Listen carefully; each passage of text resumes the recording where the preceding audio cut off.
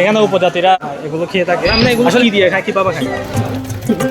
বাংলাদেশের ইতিহাস ঐতিহ্যের সাথে পাহাড়ি বাজারগুলোর সম্পর্ক ওতপ্রোতভাবে জড়িত।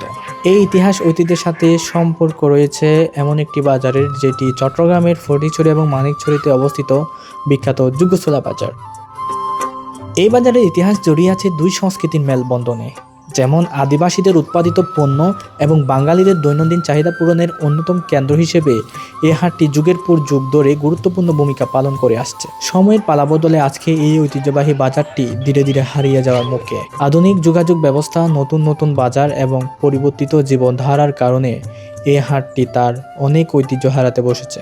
এখানকার প্রতিটি দোকান যেন একটি গল্প বলে। পাহাড়ি নাপ্পি, পাহাড়ি শাকসবজি, দেশীয় ফলমূল, হাতের তৈরি নানা সামগ্রী সবকিছুই এই বাজারের নিজস্ব পরিচয় বহন করে। এখনো এখানে দেখা যায় কামারের আগুনে লোহা গড়ার দৃশ্য।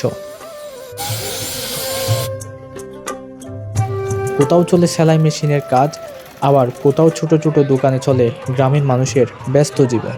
একসময় এই বাজার ছিল পাহাড়ি অঞ্চলের প্রধান কেনাবেচার কেন্দ্র। হাঁস, মুরগি, গরু, ছাগল, কৃষিপণ্য ও নিত্য প্রয়োজনীয় সবকিছু মিলত এই হাটে। আজও সেই ঐতিহ্যের কিছুটা অংশ টিকে আছে মানুষের আন্তরিকতায়। বাজারের পাশ দিয়ে বয়ে চলা এই হালদা নদী শুধু বাংলাদেশ নয়, এশিয়ার একমাত্র এবং বিশ্বের অন্যতম প্রাকৃতিক মৎস্য প্রজনন কেন্দ্র এই নদী।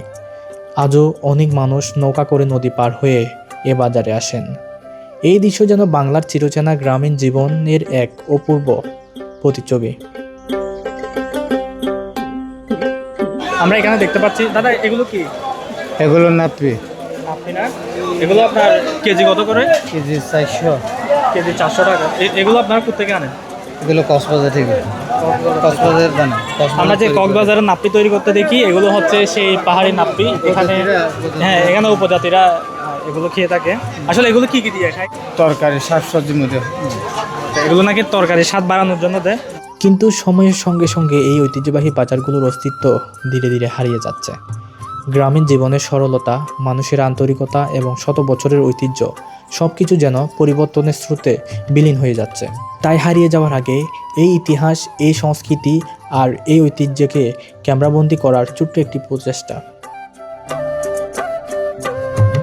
ভবিষ্যৎ প্রজন্মের কাছে যুগোছলা বাজার শুধু একটি হাট নয়, বরং আমাদের ঐতিহ্য ও সংস্কৃতির এক জীবন্ত দলিল হয়ে থাকবে এই ভিডিওটি ভালো লাগলে অবশ্যই লাইক করবেন। আবারও দেখা হবে বাংলাদেশের আর একটি অজানা ইতিহাস ও ঐতিহ্যের গল্প নিয়ে।